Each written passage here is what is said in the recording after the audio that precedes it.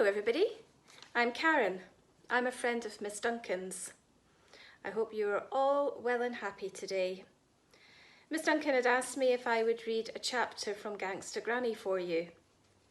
So if you're all sitting somewhere comfortable, let's begin.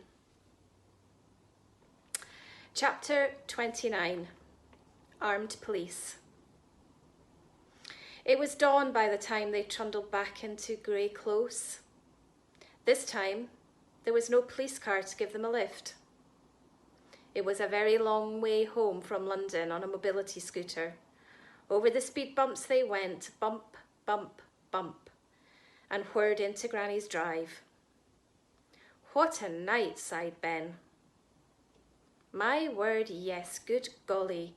I do feel rather stiff from sitting on that thing for so long, said Granny, as she eased her old and tired body off the scooter. I am sorry, you know, she said after a pause. I really didn't mean to hurt you. It was just so nice spending time with you.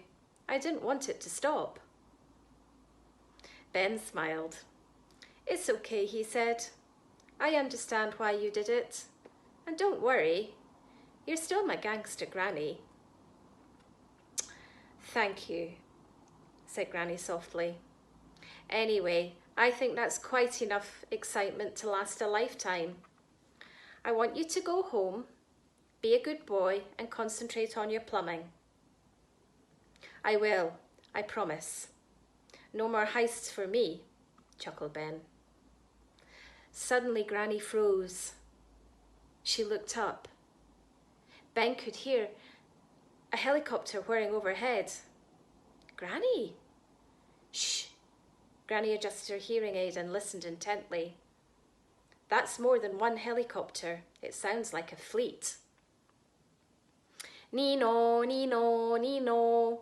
The sound of police car sirens screeched from all around, and within moments heavily armed police surrounded them from every angle.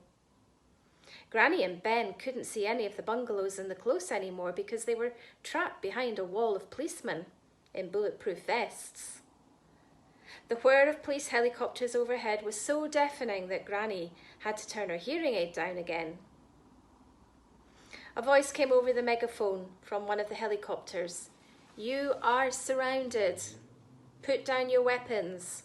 I repeat, put down your weapons or we will shoot.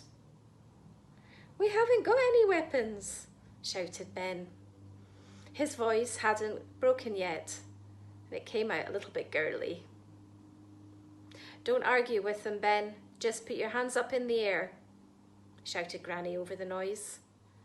The gangster pair put their hands up. A number of especially brave policemen surged forward, pointing their guns right at Ben and Granny. They pushed them over and pinned them to the ground. Don't move, came the voice from the helicopter. A flurry of leather-handed gloves made their way up and down their bodies and fumbled through Granny's handbag, presumably searching for guns. If they had been searching for used tissues, they would have been in luck, but they didn't find any weapons. Ben and Granny were then handcuffed and brought to their feet. Out from behind the wall of policemen stepped an old man with a very big nose, wearing a pork pie hat. It was Mr. Parker, Granny's nosy neighbour.